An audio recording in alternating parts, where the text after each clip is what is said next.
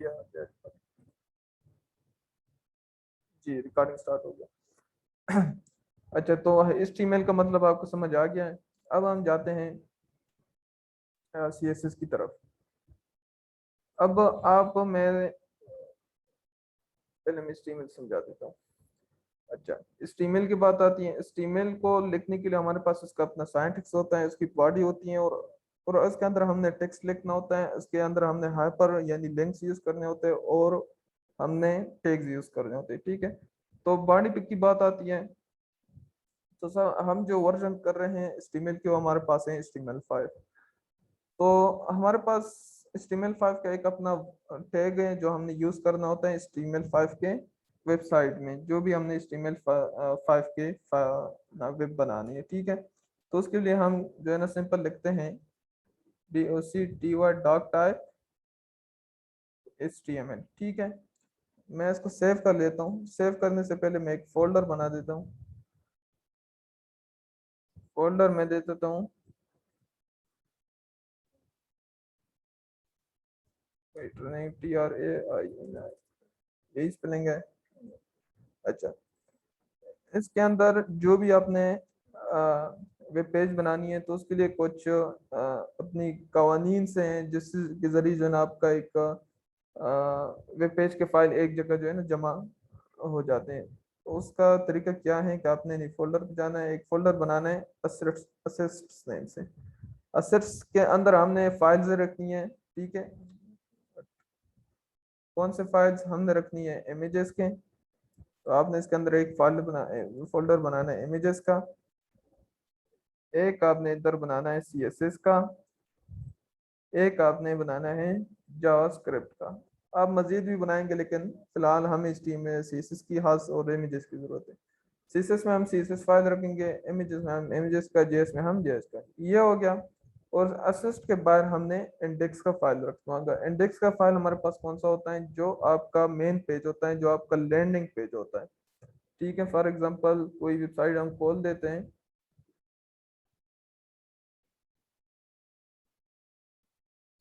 कि जो हमारे पास होम पेज होता है।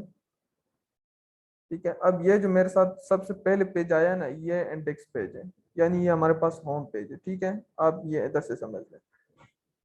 तो आपने होम पेज जो है ना किस नाम से सेव करना होगा? पहले तो मैं होम पेज सेव कर लेता हूँ। असिस्ट CSS, आपने बाहर जाना है। मैं जाता हूँ, जो मैंने लोकेशन दी है ट्रेनिंग, इधर मैंने मेन पेज जो है ना वो मैंने इंडेक्स के नाम से सेव करना है। ठीक है, .html। आपकी जो फाइल की शनाख्त होती है वो आपके एक्सटेंशन से होती है। ठीक है, तो आपने .html लगाना है। अगर आपने CSS की फाइल बनानी है तो .css लगाना है। अगर आपने जावास्क्रिप्ट की बनानी है तो .js लगाना है। ठीक हो गया, सेव कर लेते हैं। अच्छा, अभी हमारे पास एक HTML फाइल यानी एक वेब फाइल हमारे पास बन गई। मैं इसको ऑन करता हूँ। तो ये बस इसमें कुछ भी नहीं है, खाली पेज है, सिर्फ इधर आ रहा है index.html। ठीक है, अब मैं क्या करता हूँ, मैं इसकी बॉडी बनाता हूँ।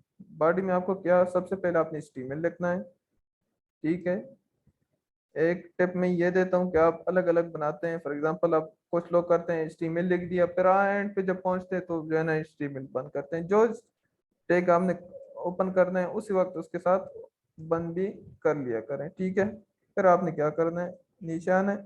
अब आपने इधर हेड लिखना है। ठीक है, इसके अंदर हम टाइटल लिखेंगे।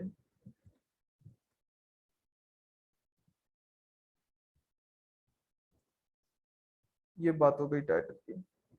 अच्छा, हेड सेक्शन में हम क्या रखेंगे? इसके अलावा एक और सेक्शन हमारे पास जो मेन सेक्शन होता है उसको बॉडी कहा जाता है।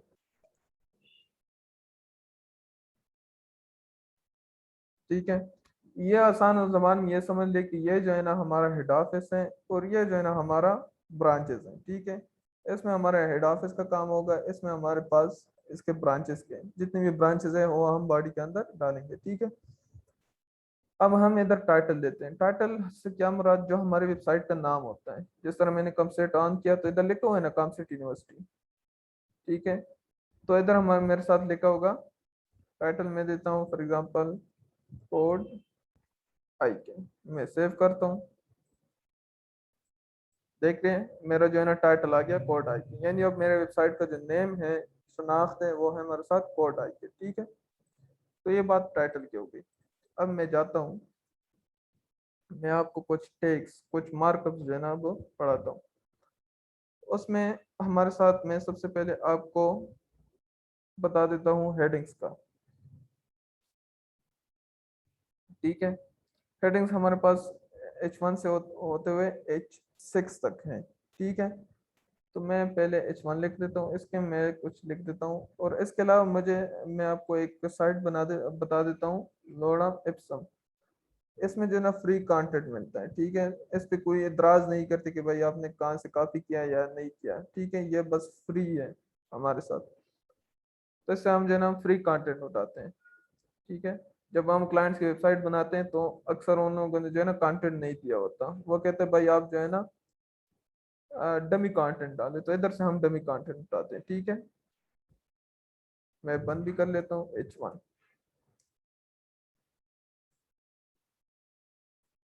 ये कुछ ज्यादा ही हो गया, मैं सिर्फ हेडिंग उठा देता हूँ। ठीक हो गया। अब मैं इसको रिफ्रेश करता हूँ तो हमारे सामने जो है ना आ जाएगा हेडिंग। अब जो है ना हेडिंग, अब ये H1 भी है, H2 भी है, H3 भी है, इसका हमारे साथ क्या मतलब है? H1 जो हमारे पास होगा वो सबसे बड़ा हेडिंग होगा, उससे बाद हम जो है ना H2 इस्तेमाल करते हैं। H2, ठीक है, मैं एक काम कर लेता हूँ, मैं इसको कॉपी कर लेता हूँ। ठीक है, H2 ही रहे, 3 3 3 कर लेते हैं इसको, 4 4 5 5। ठीक है, अब मैं क्या करता हूँ, ये जो मैंने उठाया हुआ है मैं इसमें पेस्ट करता हूँ। ठीक है, अब देख रहे हैं पहला हेडिंग जो हेडफोन था हमारे साथ सबसे बड़ा, उसके बाद सब जो है ना छोटा है, उससे छोटा होते हुए H6 तक। ठीक है, तो ये हम अपनी जरूरत के मुताबिक हेडिंग यूज करते हैं। जहाँ हमें सबसे बड़ा चाहिए होता है, मेन हेडिंग होता है, हम जो है ना उसके लिए H1 यूज कर लेते हैं। अगर दरमियानी ऐसे का होता है H3 H2 यूज कर लेते हैं, उससे छोटा चाहिए तो अपनी मर्जी से इस्तेमाल कर सकते हैं। ये बात हमारे पास हो गई हेडिंग की।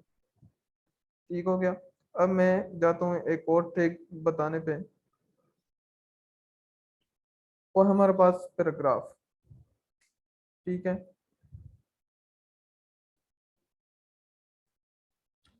आपने सिंपल उसका जो हमारे पास टैग है, वो हमारे पास उसकी शनाख्त हम पी से करते हैं। ठीक है, तो हम उसमें पैराग्राफ जो है ना डाल देते हैं।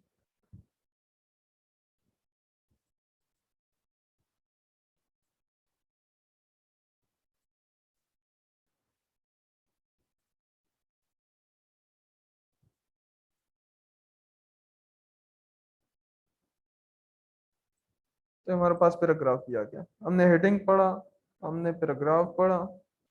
इसके बाद मैं एक और चीज बताता हूँ। फॉर एग्जांपल आप कहते हो कि ये लाइन जो है ना यहाँ तक हो, इसके बाद जो है ना दूसरी लाइन शो हो, तो उसके लिए हम एक और टैग इस्तेमाल करते हैं बीआर का। यानी हमने जब लाइन ब्रेक करना हो, हमने न्यू लाइन की तरफ जाना हो, तो हम उसमें उसके दरमियान जो है ना बीआर का टैग यूज कर लेते हैं। ठीक है, तो ये नीचे लाइन पे आ गया, ये भी देख लिया, तो हमारे पास हो गया बीआर का टैग।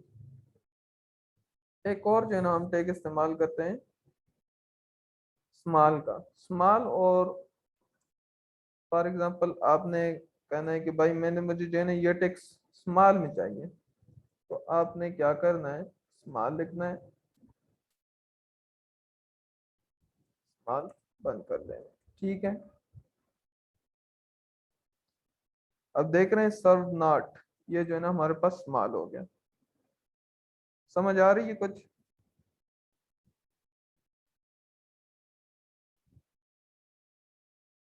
अच्छा, अब मैं चाहता हूँ कि मेरे साथ जो हेडिंग है वो बोल्ड हो जाए। ठीक है, मैं करता हूँ, मैं ये लॉर्ड एप्सन जो लिखा हुआ है मैं इसको करना चाहता हूँ बोल्ड। तो उसके अंदर हम जो है ना क्या यूज करेंगे, बिग टेक। ठीक है, तो उससे हमारे साथ क्या हो जाएगा, बिग टेक हमारे पास, मतलब ये लफ्ज है ये हमारे पास हो जाएगा बोल्ड। देख रहे हो, तो हम बोल्ड इस तरीके से करते हैं। बोल्ड की बात हो गई है, स्मॉल की बात हो गई, पैराग्राफ की हो गई, और हेडिंग्स की हो गई। अच्छा, अब मैं एक और चीज बताता हूँ, HR का टैग्स। अगर हमने कोई लाइन ड्रा करनी, फॉर एग्जांपल मैं चाहता हूँ कि इसके नीचे एक लाइन भी आ जाए, तो उसके लिए आपने सिंपली क्या करना है, HR लिख देना है। ठीक है, इसके इसके नीचे लाइन भी आ गई। तो ये हमने आज देखा कि हमारे पास हेडिंग्स क्या होते हैं, स्टीमेल क्या होता है। सबसे पहले हमने देखा, अच्छा इधर मैं एक साइंटिफिक भूल चुका हूँ, इंस्क्लेमेशन। ये अब जो है ना ठीक हो गया। हम स्टीमेल और सीएसएस को जो है ना साथ साथ करेंगे, लेकिन आज हमारा जो फर्स्ट लेक्चर था तो उसमें हमने पहले ये समझ लेना था कि हमारे पास स्टीमेल का काम क्या होता है। स्टीमेल से हम बॉडी बनाते हैं, और सीएसएस से हम इसको कलर देते हैं, लेफ्ट करते हैं, राइट करते हैं, उसको जो है ना अपनी मर्जी से बनाते हैं। अभी हमारे पास सादे हैं सब कुछ। ठीक है, ये मेन मेन चीजें हमारे साथ। हमारे ईमेल की बॉडी देख ली, टाइटल का देख लो, टाइटल काम जो है ना क्या काम होता है, हेडिंग काम हमने देखा, और बॉडी के अंदर हमने कुछ टैग्स देखे। अब मैं जाता हूँ CSS पे। मैंने किया कंट्रोल N, मैं इधर कुछ लिख लेता हूँ। इधर मैंने सिस्टम का फोल्डर बनाया था ना, तो आपने जाना है CSS में, इधर लिखना है style.css। ठीक है, अच्छा, अब आपने कनेक्ट कैसे करना है, मैं इसको क्रॉस कर देता हूँ आज के लिए। मैंने आपको एक और चीज़ पहले बतानी है। मैं ये हमारे पास था एक्सटर्नल CSS। हमारे पास इस CSS की 3 फॉर्म्स होते हैं। कौन कौन से फॉर्म,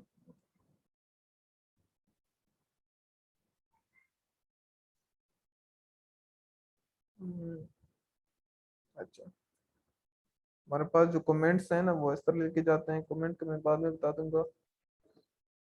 अच्छा, हमारे पास CSS फॉर्म। ठीक है, सबसे पहले हमारे पास होता है इनलाइन CSS, उसके बाद हमारे पास होता है इंटरनल CSS। ठीक है, उसके बाद हमारे पास होता है एक्सटर्नल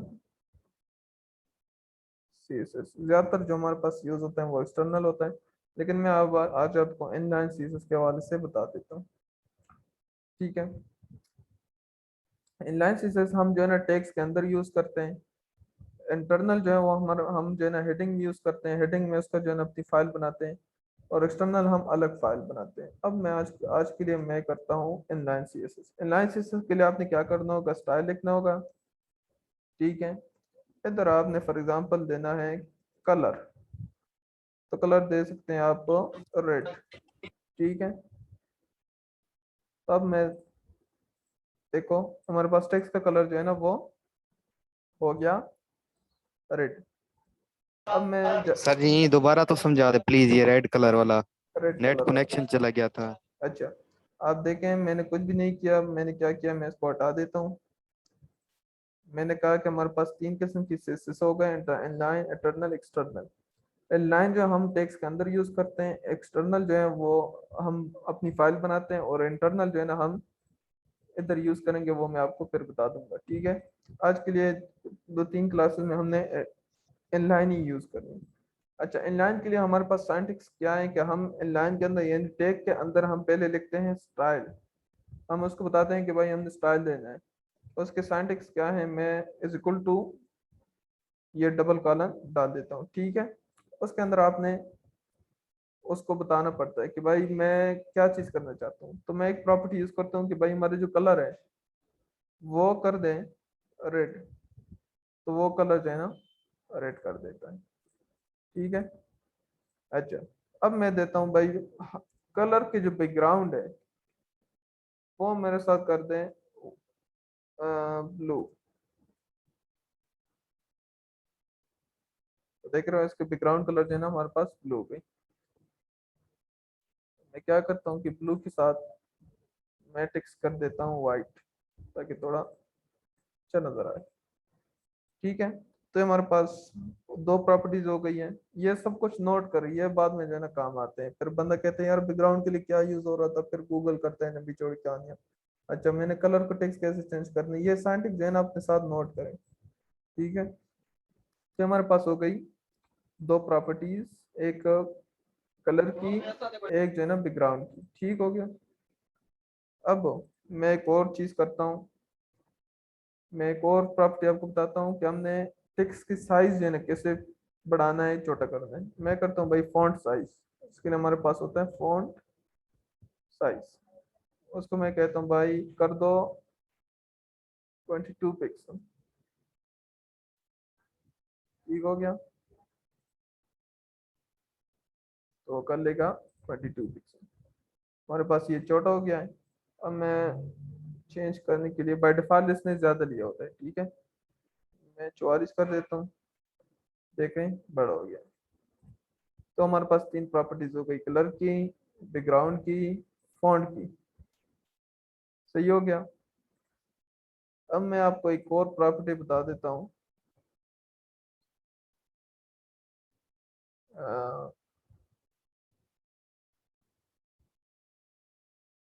फॉन्ट की हो गई, बैकग्राउंड की हो गई, कलर की हो गई। अच्छा, एक मैं और देता हूँ टेक्स्ट लाइन का, कि भाई आपने लेफ्ट करना है, सेंटर करना है या राइट करना है। मैं कहता हूँ भाई जो टेक्स्ट है ये हमारे पास जो H1 का खाना है उसमें कर दो भाई सेंटर पे। नहीं हुआ, टेक्स्ट लाइन सेंटर।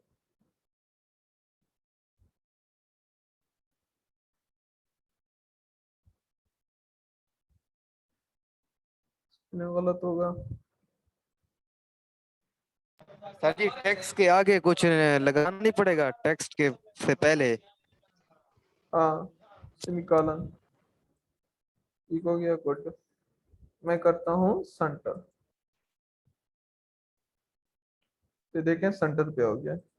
अच्छा, मैंने सेमीकोलन नहीं लगाया तो ये टेक्स्ट जो है ना, ये हमारी जो कंपाइलर है वो इसके साथ काउंट कर रहा था। तो ये सेमीकोलन जो है ना इसके दरमियान दीवार बन जाता है। ठीक है, अलग अलग कर लेता है। तो ये हमारे पास हो गया HTML CSS की कॉम्बिनेशन हमने यूज किया। हमने देखा कि HTML हमारे पास कौन सा काम करता है, HTML का मतलब क्या है, और CSS जो है ना हमारे पास क्या काम करता है। ठीक है, उसके बाद हमने जो है HTML की बॉडी देखी। उसके बाद हमने देखा कि हमारे पास हेडिंग्स कैसे दिए जाते हैं। उसके बाद हमने पैराग्राफ का देखा, फिर हमने बोल्ड का देखा कि हमने एक टेक्स्ट को बोल्ड कैसे करते हैं। उसके बाद हमने देखा कि एक टेक्स्ट को हमने स्मॉल करना है तो उसको हम कैसे कर सकते हैं। ठीक है, उसके बाद हमने जो है ना लाइन देखा कि हम एक लाइन कैसे जो है ना लगा सकते हैं। ये हो गया हमारे पास आज का क्लास। अब आपके सवाल हो तो सवाल करें।